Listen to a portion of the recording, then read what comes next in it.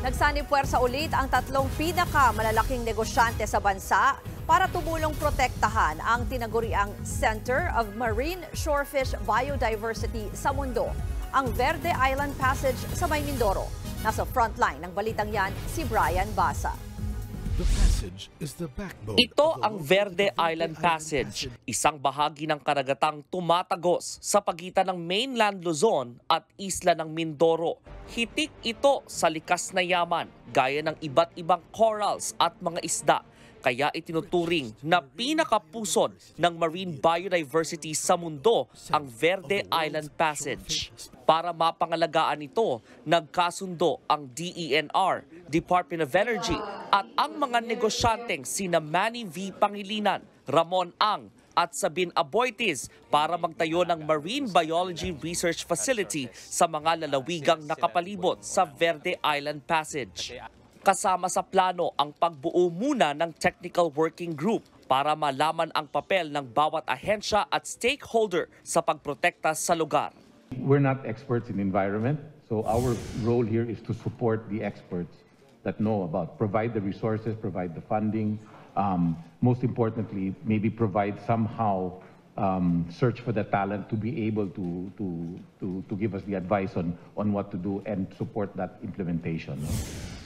Hindi ito ang unang beses na nagsama sina MVP, Ang at Aboitiz para sa isang proyekto. Noong Marso lang, una na silang lumagda sa $3.3 billion power deal para ilunsad ang kauna-unahang integrated facility ng liquefied natural gas sa bansa na nataong nasa may bukana mismo ng Verde Island Passage.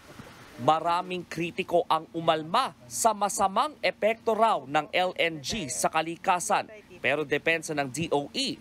As in contrast to an oil spill or a spill of a cargo of coal, LNG is in fact not safer because the liquefied form gets to evaporate and does not affect the marine environment.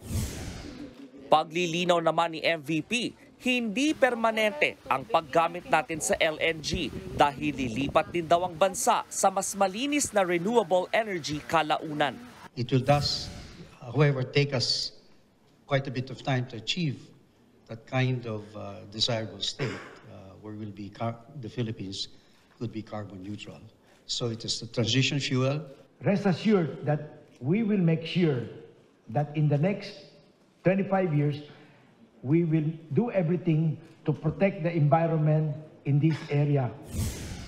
Ito ang pangunahing rason kaya kinukwestiyon ngayon ng grupong Protect Verde Island Passage ang proyekto ng DENR at DOE kasama ang mga negosyante. Giit nila, gusto rin nila noong makipagtulungan sa DENR pero hindi sila pinapansin.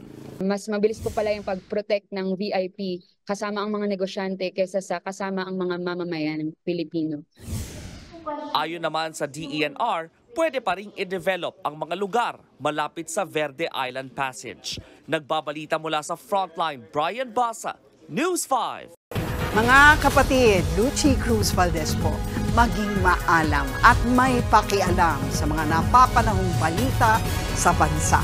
Tumutok at mag-subscribe sa News 5 social media pages.